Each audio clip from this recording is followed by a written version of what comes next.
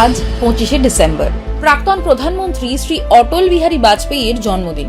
গোটা দেশ আজকের দিনটিকে সুশাসন দিবস হিসেবে পালন করে, কিন্তু বর্তমান পশ্চিমবঙ্গে সুশাসন শব্দটাই কেমন রূপকথার মতন হয়ে দাঁড়িয়েছে। মমতা বন্দ্যোপাধ্যায়ের শাসনকালে বাংলায় কি সত্যিই সুশাসনের আশা করা যায়? তৃণমূলী দুর্নীতির জেরে এই বছরই বাতিল হয়েছে 26,000 শিক্ষক অশিক্ষক কর্মীর চাকরি। মোথাবাড়ি, মুর্শিদাবাদ, মালদায় সন্ত্রাস হয়েছে সনাতনী হিন্দুদের বিরুদ্ধে। দেশকে একদা পথ দেখানো বাংলা ক্রমেই পিছিয়ে পড়েছে অন্যান্য রাজ্যগুলির তুলনায়। রাজ্যে কর্মসংস্থান হয়নি, বেকারত্ব চরমে পৌঁছেছে। কেন্দ্রীয় তথ্য অনুযায়ী 2011 সালে তৃণমূল ক্ষমতায় আসার পর 14 বছরে রাজ্য ছেড়েছে 6,688টি সংস্থা। চলতি বছরের এপ্রিল থেকে সেপ্টেম্বরেই রাজ্য ছেড়েছে 207টি সংস্থা।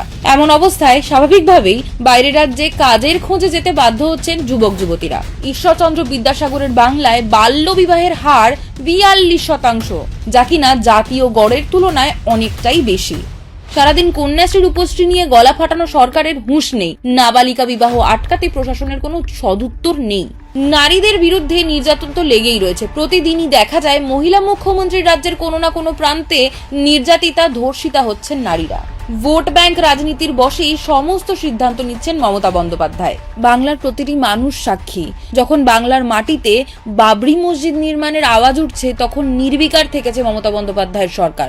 বাঙালি হিন্দুর হোমল্যান্ড পশ্চিমবঙ্গেই আজ সুরক্ষিত নয় হিন্দুরা। চলতি বছরের এপ্রিল মাসে ওয়াকফ আন্দোলনের নামে মুর্শিদাবাদের হিন্দুদের ওপর রীতিমতো সন্ত্রাস চালায় মমতা বন্দ্যোপাধ্যায়ের প্রিয় সংখ্যালঘুরা। বাড়ির দোকানঘর লুট করা হয়, মন্দির ভেঙে দেওয়া হয়, প্রাণ হারাতে হয় হরগোবিন্দ দাস, চন্দন দাসকে। আর প্রশাসন ঠুঁটো জগন্নাথ হয়ে দেখে সেই হত্যালীলা।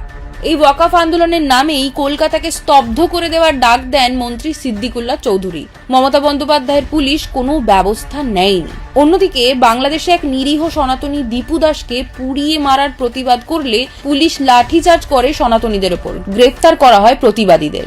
তৃণমূলের আমলে সুশাসন সোনার পাথর বাটি ছাড়া অন্য কিছুই নয়। অবস্থার পরিবর্তন আনতে পারে একমাত্র সাধারণ মানুষ। বাকি আর মাত্র 4 মাস। 26-এর একটাই সংকল্প, বিজেপি একমাত্র বিকল্প।